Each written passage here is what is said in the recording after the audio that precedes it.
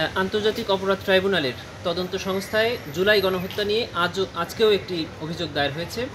অভিযোগটি হলো 17ই জুলাই 16ই জুলাই শহীদ ফয়সাল আহমেদ শান্ত, যাকে এই জুলাই গণহত্যায় চট্টগ্রামে পুলিশ বাহিনী কর্তৃক এবং আওয়ামী লীগের নেতাকর্মী কর্তৃক সে নিহত হয়েছে। সাবেক প্রধানমন্ত্রী শেখ হাসিনা সহ 77 জনকে আসামি করে আন্তর্জাতিক অপরাধ ট্রাইব্যুনালে একটি অভিযোগ দায়ের করা হয়েছে।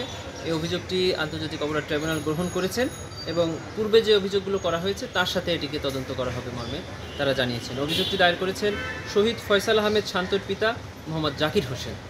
আচ্ছা, কতজন আসামি? 77 জন। এর মধ্যে কারা কারা আছেন? এর মধ্যে সাবেক প্রধানমন্ত্রী শেখ হাসিনা, সাবেক সেতুমন্ত্রী ওবায়দুল কাদের, সাবেক স্বরাষ্ট্রমন্ত্রী আসাদুজ্জামান খান কামাল এবং সাবেক মন্ত্রী নওফেল, সাবেক মন্ত্রী হাসান মাহমুদ সহ বেশ কয়েকজন মন্ত্রী, এমপি এবং পুলিশের আইজিপি, সাবেক র্যাব প্রধান, সাবেক ডিবি প্রধান সহ পুলিশের ঊর্ধ্বতন কর্মকর্তা এবং চট্টগ্রামের রেঞ্জে পুলিশের যে সমস্ত কর্মকর্তা এবং এমপিরা ছিলেন তাদেরকেও এই আসামি করা হয়েছে। বিশেষ করে পুলিশের যে সকল সদস্যরা সরাসরি মাঠে অংশগ্রহণ করে হত্যাকাণ্ডটি চালিয়েছেন এবং ছাত্রলীগের যে সমস্ত নেতাকর্মীরা ওখানে সরাসরি অংশগ্রহণ করেছেন তাদেরকেও এখানে আসামি করা হয়েছে এবং তাদের পত্রিকার ছবি সহ আমরা এই আবেদনটা করেছি যে তারা সরাসরি এখানে অংশগ্রহণ করে হত্যাকাণ্ড চালিয়েছে। এই পর্যন্ত কতগুলো অভিযোগ? এই পর্যন্ত আন্তর্জাতিক অপরাধ ট্রাইব্যুনালে 5টি অভিযোগ দায়ের করা হয়েছে, তার মধ্যে 4টি জুলাই গণহত্যা নিয়ে আর 1টি শাপলা চত্বর গণহত্যা নিয়ে। এগুলোর কি সবগুলো তদন্ত অনুসন্ধান বা তদন্ত একসাথে হবে? এখানে 2টি মামলা নাম্বার করেছে। তদন্তকারী সংস্থা জানিয়েছে আমাকে যে এখানে 2টি মামলা হয়েছে। 4টি হলো জুলাই গণহত্যা নিয়ে, সেটি একটি মামলা এবং ওই একটি মামলার অধীনে এই 4টি তদন্ত করা হচ্ছে। আর শাপলা চত্বরের অভিযোগ নিয়ে একটি মামলা হয়েছে, ওটিকে আলাদা তদন্ত করা হচ্ছে। তাহলে পরবর্তীতে যে মামলাগুলো হবে বা অভিযোগ যদি দাখিল করা হয় সেক্ষেত্রে কি সবগুলো কি এই মামলার মধ্যে চলে যাবে?